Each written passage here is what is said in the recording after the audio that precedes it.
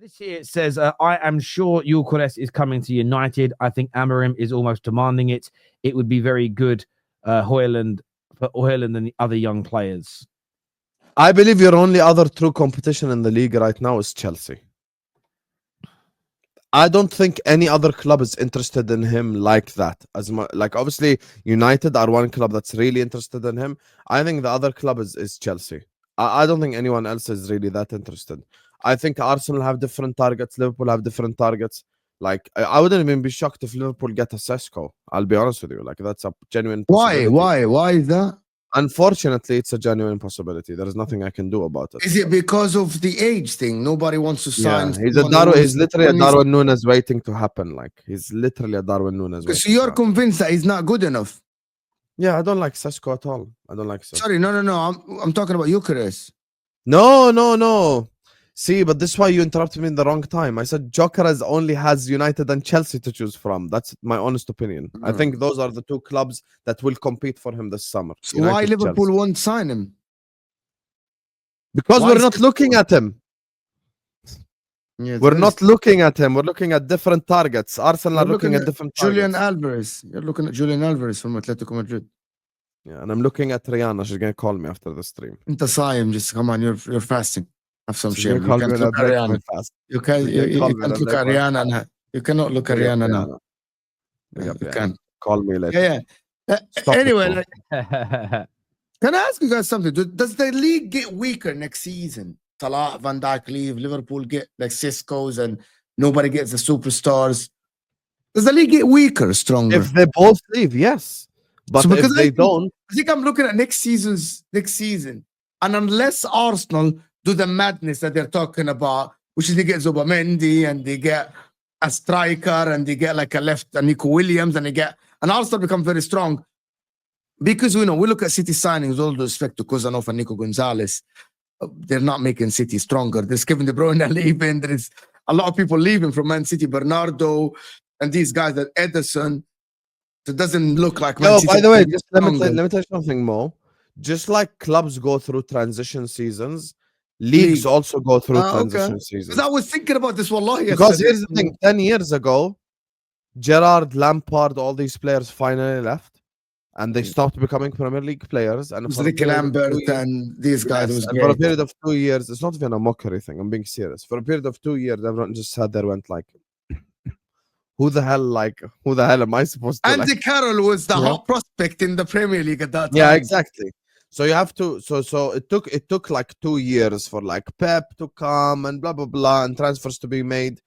But I don't think Magnus is far off here. I do agree with what Magnus is saying. I think he will end up being a Man United player, but I think the only other competition for you is Chelsea. And Todd Bowley is a psychopath. Yeah, so good luck. I think there's some truth. I like Gyokeres. I like what he stands for. I like how he plays. There is a little bit of a risk, but actually the buyout clause makes it a far more palatable risk to take. It's not 120 million pounds. You're probably looking at around 60 million, which I think is actually, ironically, he could be cheaper than Højlund was. And I think what's really important is when you look at this graphic here. Now, I understand that XG is also cheaper than Højlund. What do you mean? Rasmus Højlund cost us 70 odd million. He could be cheaper than Højlund. How? Because his buyout clause is around 60 million pounds. It's not 100 yet. They said it's going to be 100. No, it's about it was 80 odd million euros in the January. I think it's like 70 odd million euros in the summer. I think, but give or take, it's in and around that price. But the reason I say that is this: I want to preface this thing about XG. XG is a really interesting thing because I think it demonstrates how you would assess the quality of a chance, and I think there is some merit in that. So, a tap in from 2 yards out with no goalkeeper is going to be very high versus a shot from the edge of the box on the right hand side, 30 odd yards from 20 odd yards, 30 odd yards from goal. However, what it doesn't factor in is who's taking that shot. So when you look, for instance, at this graphic today that's come out that shows obviously Nottingham Forest, they're in a brilliant position, but they have outperformed their XG by 11 goals. Wolves this season, ironically, by 8 goals. Brentford, City, Liverpool. Everybody's well above it. But you actually think about that, and you think about who's scoring that. You've got Forest, you've got Chris Wood, who's on an absolute madness. We know City are always above their XG because they have someone like Haaland who just manages to find space and score goals. Liverpool, we know your XG is there because of Mo Salah. And some of that is goals that you think, has he scored that? Well done to him as an example. Isak scores a lot of goals that I'm not saying they're impossible. If you look at Newcastle, they're not impossible, but he'll be sort of inside the box, about 16, 17 yards out at an angle, and he'll take a shot at the near post, and it flies into that top corner with so much power. There's not very many strikers in the league that can make like the shot. goal against us, St. James's Park. Exactly that type of goal, and he's scoring that maybe. I swear I've seen him score similar goals to that 5 or 6 times this season. So this is why getting the right striker is important for a team, because if you just look at this list and you look at teams that don't have great strikers, West Ham, Man United, Spurs, Bournemouth is interesting that it's low, considering how well they've played this season. I'd love to look into that more, but I'm not surprised to see Chelsea down there as an example. But can you imagine Man United, their XG is at 27, right? Which is actually higher than Nottingham Forest. Can you imagine if we had a prolific scorer like Forest and had those extra goals, what that could do? We would easily be sitting 5, 6, 7 places higher in the league. That doesn't mean you only need a striker at Man United or Chelsea, but I think it goes a long way to improving you. If Chelsea, who, by the way, Chelsea's XG is 45. So in the league, only Liverpool at 55 have created more goal-scoring opportunities than Chelsea. If Chelsea were just on point, they'd be in this title race, which is why, and by the way, that's the collective XG for all of their attackers. So that not all those chances are falling to the centre forward. But that's why I looked at Chelsea's attack, and I think it's such an important area for them to improve, even with their goalie, even with their bad defensive line at times. If they had Palmer scoring and they had a Gyokeres scoring goals, they would still be in this title race, in my opinion. So for me, I think United or Chelsea going for Gyokeres, back to that super chat, it's so key to get somebody that has the ability to be prolific. It changes the outlook of a team when you have a prolific striker. The same as when you have a goalkeeper like Alisson. Alisson was the difference between, I know you went out in the end on penalties, but he was the difference between you narrowly going out on penalties and you getting 3-0. No, mate, I actually think if you had a goalkeeper of, say, Onana or worse, Sanchez in goal, you probably lose that tie 5-1 on aggregate, maybe more. Like, you would have got battered. So you suddenly get a world-class goalie and you get yourself a prolific goal scorer. You think about Chelsea for a minute. With the midfield they've got, I just suddenly think they're a different team. I think they're genuinely a different football team. So, look, I hope that Man United get Gyokeres. I think it will go a long way to improving us next season. But you have Rasmus, bro. Yeah, I know. And he ain't cut the mustard. First world problems for Liverpool compared to Arsenal's owners. No, this is total horse shit. Your problems are first world problems. Our problems are third world problems because we don't spend money.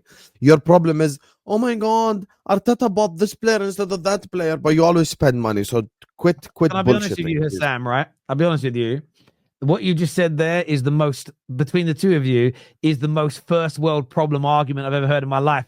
2 billionaire-owned clubs that spend hundreds of millions going, we've got it too hard. They spend a lot more than us. They spend a lot more than us. Luton Town is sitting there going, fucking hell, we have to walk through someone's house to get into our stadium. There you are. No, but Arsenal owners, there is a problem with Arsenal, to be honest with you, King. Now you guys are choosing to do this because of one window when the owner said we're not buying a striker. What about the summer when you bought 2-3 players? What about the summer before when you bought £100 million player and Declan Rice and Kai Havertz as well?